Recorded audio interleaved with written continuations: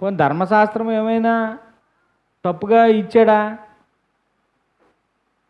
ఒరే దేవుడైన యెహోవా తప్ప ఈ భూమి మీద ఎవరి ఆజ్ఞలు అదే కదా, 20వ అధ్యాయంలో ఉన్న ఆజ్ఞల్లో 10 ఆజ్ఞలు నేను తప్ప వేరొక దేవుడు మీకు ఉండకూడదు, భూమి మీద ఉండకూడదు, వ్యభిచారం చేయవద్దు, అబద్ధం ఆడకూడదు, ఈ పొరుగువాడిది మీరు ఏమీ ఆశించవద్దు, వ్యర్థంగా వచ్చిన ఇవన్నీ చెప్పాడు కదా. ఇవన్నీ దేనికోసం ఇంతకీ? అవి వాళ్ళు పాటించలేదు, తర్వాత కాలాలలో వాళ్ళు పాటించలేదు.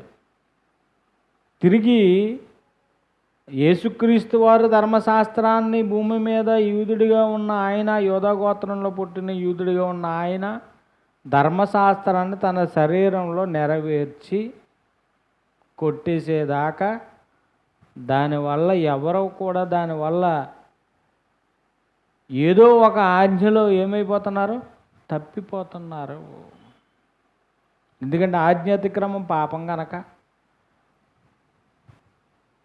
అబ్రహాముకి అందరికీ కనబడుతున్న దాంట్లో నీతిమంతులుగానే ఉన్నారు. అనవసరంగా వాళ్ళందరినీ చంపేద్దాం అనుకుంటున్నారు. ఎందుకంటే మీరు నీతిమంతులుగా ఉన్న వాళ్ళందరినీ చంపేద్దాం అనుకుంటున్నారని ఎవరి కళ్ళతో అబ్రహాముకి వాళ్ళందరూ కనబడుతున్నారు, నీతిమంతులు కూడా మందులో ఉన్నారో కనబడుతున్నారు అంటున్నాడు.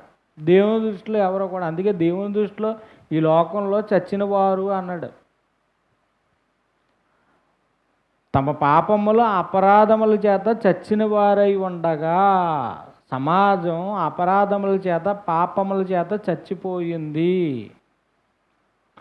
జీవించుచున్నవని పేరు మాత్రం ఉంది కానీ నీవు మృతుడిగా. ఎందుకంటే నీ నోటి మాట కానీ, నీ చూపు కానీ, నీ ఆలోచనలు కానీ ఎక్కడో దిక్కున నీ పాపం నిన్ను పట్టుకుంటుంది.